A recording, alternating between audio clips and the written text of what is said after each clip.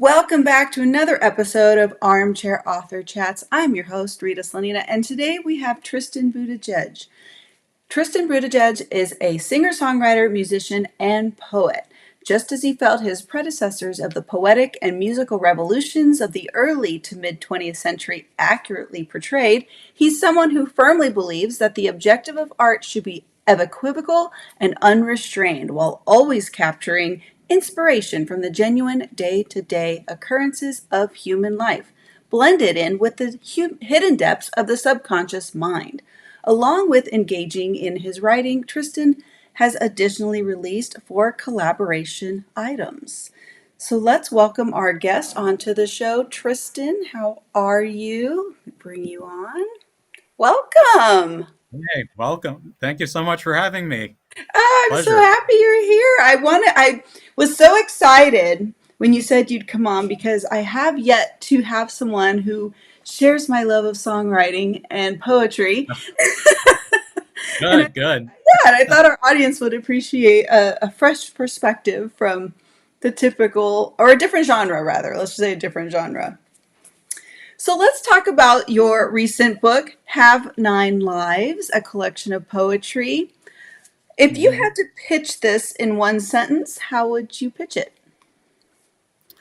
Um, as you did say in the intro, definitely my writing and also in terms of the songwriting and the poetry, um, this definition always escapes my mind, but it's definitely has one or more meaning to the writing. So it's definitely something that you, as the reader, have to interpret yourself. In a sense, you got to do a little bit of work. All right. So Yeah. I know we have a thing about working and trying to figure out the meaning of certain things, but it's important. So definitely self discovery, I would say, in one set, or, in one aspect, self discovery, but also what it means to you in a sense, the poetry. I love that. So, sort of a Yeah, self interpretive dance, a little bit. exactly. Right. Yeah, I love that. Yeah. So, what first inspired you to start writing songs and poetry? Well, there's a short version and there's a long version. So I'm going to give you the short version here. Okay. So I We've grew got up. plenty of time, so. My, yeah, good, good. So I grew up basically in the rock and roll world. My parents have a clothing company, and we were always immersed in the rock and roll world. This was like in the '90s, early 2000s, when Gothic came around and things Oh, like yeah. that. So always been, mixing that kind of stuff. And once I got older, it came to a point where they're like, well, we need to buy Tristan some CDs of real classic rock people. We're talking like AC/DC, Queen, Kiss, Oh, people like that. yeah. You know, Yeah. and I was very young. I must have been like 9, 8, 9, 7 years old when I heard these guys. And when I first heard them, I was like, I was so enthralled by them, and I was so hooked that I'm like, I want to be like these guys. Like these guys are cool. And so then it came pretty evident that they need to buy me a guitar. So I got a guitar for one of my Christmases, and I was like taken aback with that. And I started learning it by myself. What Well, you'll notice about me with my music and my poetry, I'm very stubborn in the sense I don't really like to take the conventional teaching methods. I like to do it in my own sort of style. But so I started learning the guitar, and spookily enough, with most people, if you have any music listeners out there, the chords were the hardest part for me. And most of the time, chords are very easy for people. And I kept going at it, and I'm like, I can't do this anymore. This is ridiculous. I'm like, forget this. And I was writing at the time. I was writing little things here and there, and I was like, forget this. What do I do out of frustration? I watch TV, and I see a show with a guy who brought in a framed photo of Jimi Hendrix. ooh. Now, at the time, I still liked to listen to music. I just didn't want anything to do with it. But I was like, all right, let's see what this guy's about. He looks cool. So I played one of his songs and I was hooked. And he really did change my aspect more ways than one, not only with the music but also with the poetry as well. And again, we're mentioning about guys like AC/DC, Kiss, Queen, bow down to them. But All prolific this guy was writers and musicians. I mean, this guy was very different. He had something very different to yeah, offer. And that's where where a lot of my different heroes came from. The discovery of people from the 60s. We're talking about Jim Morrison, and we're talking about, Bob Dylan. Bob Dylan's a huge one of mine. Without Hendrix, I would have never heard of him. You also, from Bob Dylan, you hear about the Beat Generation poets, Jack Kerouac, Allen Ginsberg, William Burroughs, people like that. So those people really did open the doorway. And what happened was, and this is the first poem in the book, what happened was I was listening to a Bob Dylan song one day. It was or something like that. Homesick Subterranean, Homesick Blues. And at the time I was writing and I'm like, I'm not happy with the way this is coming out. I yeah, just don't like the way it looks. And I heard the song one day, I paused it, and then I just started writing. If you want to call it possession, call it what you want. But it almost, I just took pen and paper and I just didn't stop writing. And that was the first poem in the book that you'll see in Have Nine Lives that I was like, wow, I could do something with this. right. This is cool. I could do something with this. So definitely that's how the book came in, how that whole, creative process did start with the book. I think that's Yeah. great because a lot of musicians, writers, this we all have a lot in common when it comes to like the process of creativity. And Mm-hmm. uh, when we talk about the rules of writing or the rules of like the chords you should know, and well, I can't always remember the chords on guitar, but I have no problem on piano, right? It's Right, there's no right. one size fits all, and I love that you're pointing that out and you found a way that worked for you. Exactly. And, I always find that people who are original, such as Hendrix, such Hmm. as the people I mentioned, are always the most impressive people. Yeah. Ones who are original and ones who that I've never heard anything like this before. So I got to make something that is unique to me, which I Hmm. find it very important. So, Like outside the box, right? yeah, exactly. So, how do you approach the creative process? Do you start with the lyrics, the melody, or a theme? Really, there's really no set theme in the Yeah. songwriting. Um, I'll noodle around with the guitar. A lot of times it's just accidents that happen. A lot of times I'll play something and I'm like, oh, this sounds kind of good. This sounds pretty good. So I'll build off of that riff and then I'll make like a chorus part, a little solo here and there. Right. And then from that, I'll be like, okay, what lyrics can go with this? Now, originally, I was like, okay, let's. This was one of early in my journey. Let's not pair the poetry with the music. Let's Yeah. just make a different thing from the poetry Right. and the music. But then I started to realize that what? Wait a minute. Like I have these poems and why not? Why not combine them with the music? So, there came a point where it was like, I really should combine these two. Why not? So I started combining the poetry and the music. So I'll play like again a little riff, and then I'll say like, oh, this poem might work with this. Hmm. But it's interesting. It's interesting how the process works because, and you'll read in the poetry, two very unlikely things pairing up together seem to make a very beautiful thing. Something that doesn't match with each other.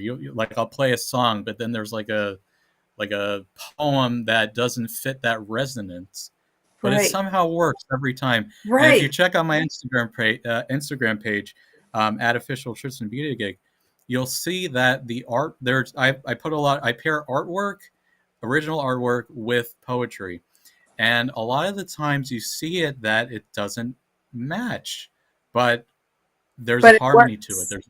grace to it. It works, But it exactly. So works. yeah, that's how I approach it, you know. So, where do you draw most of your inspiration from? Would it be personal experience, books, nature, or something else? I definitely would say that the poetry and the music altogether, art, is definitely from the subconscious. Hmm. This is, you know, and you'll see in the whatever you call it, I think you call it the handle of my Instagram or something, a product of the subconscious, and that definitely is where the inspiration comes from. Originally, you know, I'm living in Pennsylvania. I've lived here for some time, I love but Pennsylvania. yeah, yeah, it's great, beautiful state. But Yeah. originally, I'm from New York City, from the Upper East Side, Oh, wow. and I that's where the whole part of like the style that I was trying to find was, it wasn't meshing. It was like I wanted to have that kind of like grit, kind of poet, like gritty New York kind of Hmm. feel to it, but in my own way. And I'm like, this is not working out. This is not working. And then, you know, when the Dylan thing came and I started writing, I was like, okay, all right. This took me back. You know, I keep in mind I moved when I was about 6 years old. I was very young when Okay. I moved. So, but those memories of New York, the way it looked, the way it smelled. I mean, this was I we were there. I was there during 9/11. So, you know, keep in Wow. mind the 9/11 era of New York, the early 2000s, late 90s, early 2000s, and that feel of it was like, wow, that just brought me back to New York from when I remember it. And the beautiful thing about New York is it's also something that can be interpreted by many different people. Oh, New Um, York is a beautiful you, place, and there's so many things I to see and do. And exactly, and you know, different time periods. You know, you'll hear hmm, different stories about different time periods, right. and you know, they'll say New York was like this, or in the '80s it was like, you know, '90s was like this. So for me, when I wrote that, I was like, wow, this is cool. This is definitely something that resonates with me more than the other ones. So, you know, definitely, you Wow. know, inspired by And that. I think that comes across in your writing. Really, your poetry in Have Nine Lives is really moving. I've found it to be really moving. So Thank you. writing can be a wild process. Do you have any quirky Yeah. habits, routines, or must-have rituals? You know, Rita, I'm going to be totally honest with you. You know, if you do read the poetry, if you do read the poetry, you on first base, you're going to say, like, what the hell is this guy talking about? Like, what is this guy thinking about? And I'm going to be totally honest with you. I am someone who doesn't delve in alcohol. I've never smoked anything in my life. I've never took a drug in my life.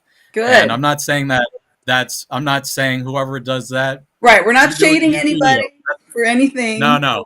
Personal I'm not here to choice. preach. I'm not here But to I preach. love where you're But going with this because I feel this strongly with you. I like this. you know, I'm not here to preach, but you know, definitely do what you do. But I don't do that kind of stuff, and so I don't really have like really quirks in a sense. I would say that, you know, a lot of times I'll think of lines in my head and I'll write them down on my phone, and then once I have feel like I have enough for a poem, Yeah. I will actually use Google Translate Ooh. to actually hear what it sounds, you know, like the female voice on the Google Translate, even though that's not exactly humanistic and rhythmically correct. It's still a voice. It's still a voice that's ringing back to me, and it's like, oh, okay. I thought that this line was like sounding good with this line, but nah, it doesn't work. And then I'll read it afterwards, and you know that's where the process comes from. But really, no strange quirks, I guess, in a sense. I But love that ritual though because then you're sort of taking it outside of yourself to hearing it back. right, Of is right. that what I wanted to hear? Is that how I wanted it to be conveyed? I love that. I think that's a great. I think that's and cool. and and a lot of times I'll read a, you know, I'll read a poem, and again, there's no specific drive towards it, but I'll write a certain poem and I'll read it one day and I'll say like, oh, okay, that could mean that, but then I'll read it the next day, it could mean something totally different. So I think that's what's interesting about, my poetry, to say the least, is that it could mean different things, and At that's where different definitely times, whenever you read it, you can maybe you're going to take from it, hey, I'm going to read it today, and you're going to take this A from it, and then you read it 3 weeks from now, reread it, and you're going to take something exactly, else. It's like a gift that keeps on giving, right? exactly, and that also comes from Hendrix, because every time I've been listening to him for so Yeah. long, okay, and I swear, I don't know if it's the better angels of my subconscious telling me this, but every time I hear his song, there's something different about it every time. And it could be the same song Yep. year in and year out, same song, but there's something different about it. And that's that feel I wanted to give out with the poetry as well. So, I love that. Oh, wow. yeah. So, do you find writing poetry and songwriting to be more similar or more different? We kind of touched on it a little bit, but let's deep dive into that. Yeah. Well, in a sense, whether we like to believe it or not, it's a roaring fact that poetry, whether it be poetry, music, if you're a painter or you're a sculptor, what art form have you, it's all more or less the same, in a sense. And that again comes from two unlikely things that can come together, because it more really is the same, more or less the same process with me. Again, it just comes from an idea, or maybe I'll hear like a certain sound in my head and I'll have to like, try and play that, and I'll write it down, or like a certain line. Yeah. Um, but no, it's all very connected in a sense, just in my opinion. Okay. Yeah. So, what was the most rewarding or most challenging part of writing Have Nine Lives? Um, well, going back to the writing style, I think that was the most rewarding part, because that was definitely the launch that started the other books. And if you'll notice in Have Nine Lives, the first poem that I ever wrote based on the Bob Dylan song is called Line Up the Animals. And you'll notice through each poem is a journey of me teaching myself this style, this newly developed style. And then once you get to the end of the book, that's almost kind of like a completion in a sense. So each poem shows a journey. So that was definitely very gratifying.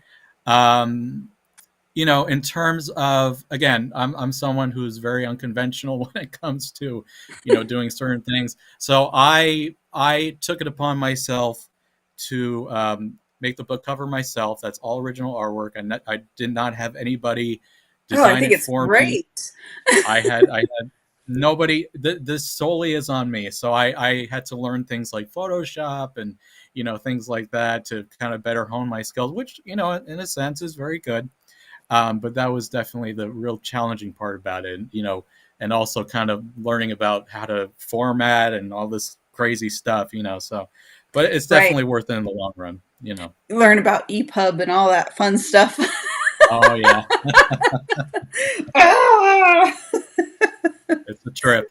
It is. It is. So every writer has those stuck moments. How do you get past writer's block, or if you don't have writer's block, maybe a creative slump? I've always felt that when I was starting to write, I always felt that um, writing every day doesn't seem to work for me. This was when I was first Yeah. starting out, and I just felt like writing doesn't work for me if I do it every single day. But my father did give me advice. He's a poet himself.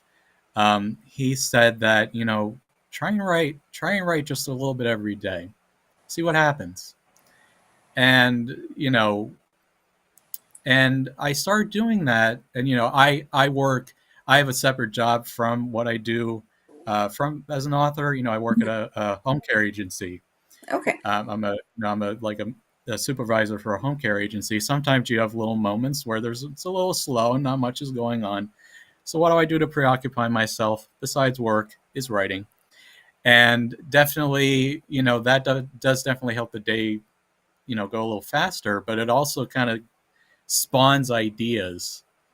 And I've noticed that things that are not within the artistic form, if it's like, even if it's something like a 9 to 5 job, kind of like what I have, you can find inspiration in that somewhere. You I love definitely that. can, whether you're a teacher or you're a nurse or you're a doctor or what have you. You know, people automatically think, and you can get inspiration from this, but people automatically think like, oh, I have to do this and this and this, and then I'll get more inspiration from that. And that's not necessarily true from my standpoint, from what I observed. So so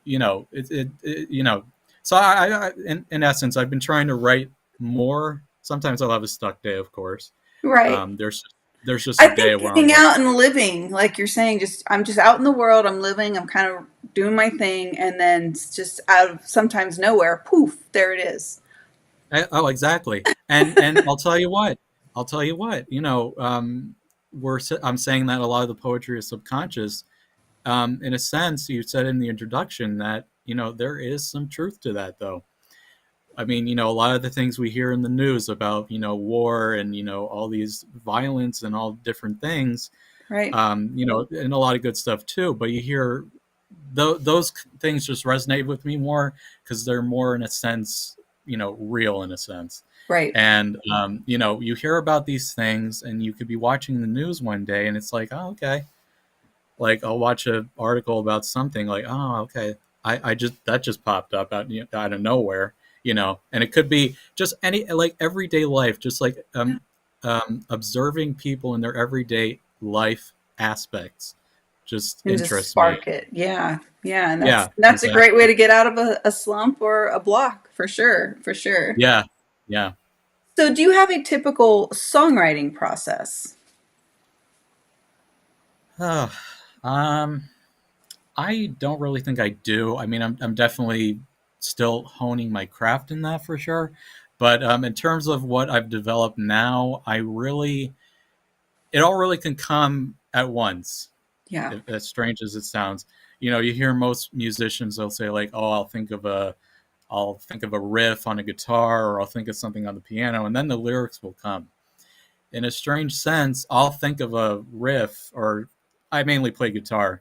I'll play something on the guitar, and then I'll be like, automatically, wait a minute, I have this kind of file cabinet of poetry in the head. Mm-hmm. So I'll be like, oh, wait a minute, that sounds cool, and then that would just kind of start from there, and The then I'll building. continue. Yeah, and it can happen in all different facets, of Sure. course. I can write the song, and then the lyrics come after. I'll write the song, and then there's like that little part where the lyrics come in. So there's really no Yeah, set in I can stone. relate to this a lot because I've written songs that come lyric first or they've come music first, right? Just Right, right. kidding. Or why am I in the shower and this is popping in my head? I'm not sure, right? And Definitely. sometimes like me, sometimes you're at work and you have a great idea and you're like, wait a minute, I got to record this, but I don't want to record in front of these people. So you have to go, you have to do that typical thing, go in the bathroom, go in the hallway and just record it Yep. privately, so but I love it when those things happen, when I do inspiration too. strikes. I do too. Yeah. So, are there recurring themes or emotions in your work that you tend to explore? Well, I mean, definitely, like I mentioned before, it definitely does come from the subconscious, of course. I do like to delve into different types of, writing styles. Hmm. There actually is a poem in the book, same book, Have Nine Lives, that's titled "Stick with Me, Lazaro," which is not your conventional poem of me. Hmm. Long story short, "Stick with Me, Lazaro" is about my great grandfather on my mother's side, and we were Wow. looking through, you know, family photos one day, and they're showing me this stuff, and they told me about Jack Lazaro. And I'm like, who's Jack Lazaro? And they told me he's like just a simple family man trying to make a go at it in life, and he dealt through many adversities, many trials and tribulations. And I was like, I like this guy. This guy's cool, Yeah. because and just that simplicity of that life that he wanted to have definitely resonates in the poetry, in Hmm. that poem from him. So again, I had to. Once I wrote the poem, I was like, I got to dedicate this book to this guy. I just have to. I did There's see no that rhyme or reason. dedication. Yeah. Yeah, and definitely for that, but that's more of an unconventional one. A lot of the poetry in Have Nine Lives and my new one coming up soon, Burlesque, definitely Ooh, does deal with that, subconscious thought, that more than one meaning kind of thought to the basis. A lot of free form kind of stuff okay. in a way. All right. So books have the power to change us. What's one book beside your own that has deeply impacted you?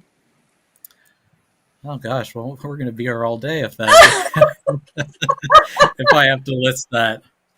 Oh gosh, I mean, I there's so many. I mean, we mentioned earlier from the beat poets, people like Allen Ginsberg, and then Jack Yeah. Kerouac. On the Road by Jack Kerouac is probably one of the greatest novels I've ever read, and Oh, wow. I definitely encourage people to read it if they never read it.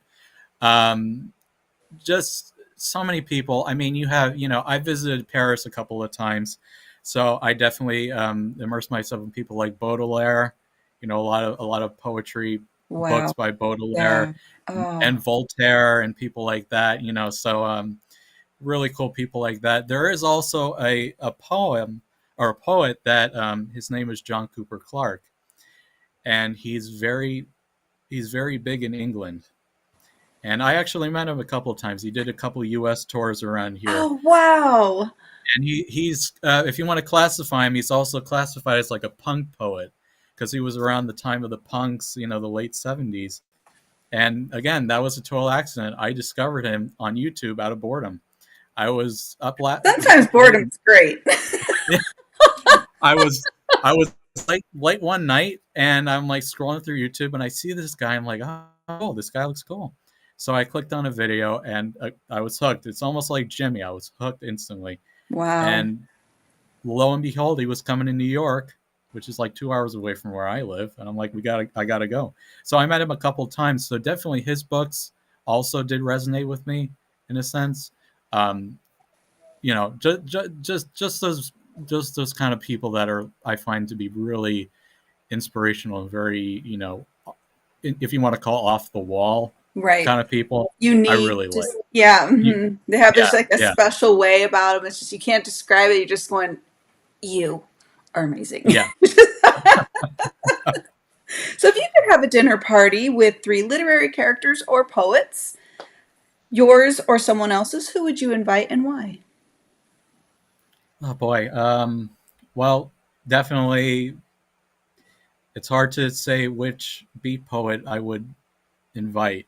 That's a tough one to say. I definitely would invite John Cooper Clarke, because Yep. we have I knew he was going established to be a pick. established ourselves a little bit here.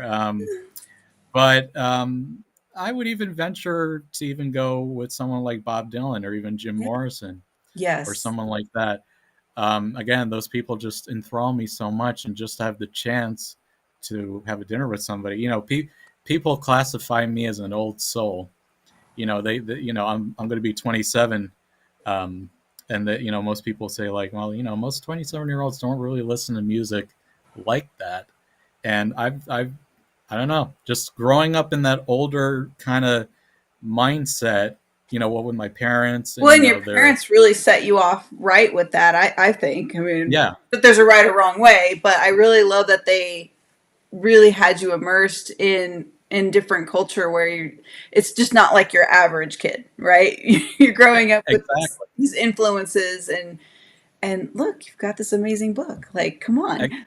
There you go. And I'll tell you what, when it came to the rock and roll business, with my parents, we'd often go to trade shows a lot when I was younger, of course. Yeah. And you meet a lot of different characters when you're in the rock and Yeah. roll business. And Absolutely. there's a guy we were very good friends with. He passed away about a few years ago, but he was a very good friend of ours. And I must have been like, I don't know, 5, 6, 7, very young. Hmm. And this guy was pretty evident that he was a smoker, and he did a lot of different hardcore stuff. Hmm. And he came up to me one day, came to our booth, and he had a cigarette. He's like, "Kid, if I ever see you smoking one of these things, you're going to be in a lot of trouble with me. And he proceeds to smoke the cigarette, which is where that style, that gritty like cigarette smoke in your face kind of poetry came I from, love because it. that always resonated with me in such a deep way, you know. And still does. It's still right Yeah, there at the forefront. This memory is so vivid. I feel like I was there. You're such a great storyteller. I love it. I love it. thank So you. what advice would you give to an aspiring songwriter and poet trying to make a name for themselves? There's two. One is I think your guest before mentioned about this, but definitely to keep at it. Definitely keep at it, even if it seems very deterring and doesn't seem like anything's going to happen out of it. Even if you find happiness within yourself from it, or even if you influence one person with your writing, that's enough. Hmm. And definitely keep at it. Also, if you do want to venture into the writing world or the music world, it takes a lot of patience. There's a lot of discipline that Ooh, comes with that kind of stuff. So if you're not exactly ready for that disciplinarian part of learning a song that might take 2 months, or writing something that may take a while, it takes time. But what's the old saying? With time, comes perfection, or something like that. So definitely dedication is very important. And no matter what people say to you, no matter what people say, like, oh, okay, you wrote this, and then you have to whatever, this and that, or you're getting different signals. Just block it out. Just yep. almost be like a tank, Noise. It's just outside noise. Just be like a tank, and just Hmm. keep on going. That's my I love that. advice. Be like a tank and keep going. I love that. So what's next for you? You gave us a little bit of a title teaser there. Can you give us a sneak peek into any exciting projects or stories? Burlesque, maybe? Well, now, like, I think I heard you say it right, but no, that definitely Burlesque is the next book that's going to be coming out. That's going to be released very shortly, sometime in April. There was a little bit of a setback, but what with work and everything, but that's going to come out shortly. This book is different, not in terms of the writing style, because the writing style is very similar Hmm. to that of Have Nine Lives with the Subconscious, but this book includes original artworks. So you'll see again on my Instagram page how there's artwork and then the poetry. A lot of that artwork is now in the book. So and again, it could mean that a totally different piece of artwork is paired with a poem that doesn't even match, but you have to find the beauty in it for it to match, in a sense. So that there's definitely artwork in that. Also, working on a new debut album, working on a new debut album for that. So just trying to get the material for all that stuff. Definitely a learning curve with all the machinery and all the that's what happens Yeah, when you're doing y'all this. keep your eyes on this one. And no, just a lot of different things. And definitely, you definitely think about these things. Definitely, what I would like to do is definitely write different genres, of books. I definitely do want to get into the fiction genre. For some strange reason, I have a fantasy of making a kids book, you know, Oh, and just I just, in a way, I think it would be kind of funny to have this poetry that's like so eclectic, and then you have like this kids book. I just think the whole thing is funny. But well, we I definitely definitely. support that here because we have a lot of guests on who do write in different genres and don't limit themselves to just the one box and do Yeah, it. Do it. yeah, no, but definitely a lot of things in the works for I sure. love that. Well, thank you Yeah. so much, Tristan, for being here.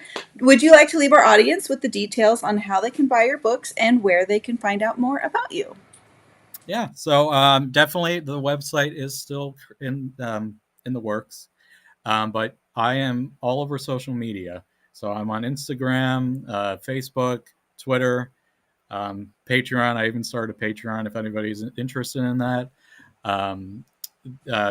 Really anywhere if you need to contact me, probably social media would probably be best. Um, but yeah, no, my this Have Nine Luck and the same night with Burlesque, it is available on Amazon, Barnes and Noble, Goodreads, available different parts of many parts of the country and abroad.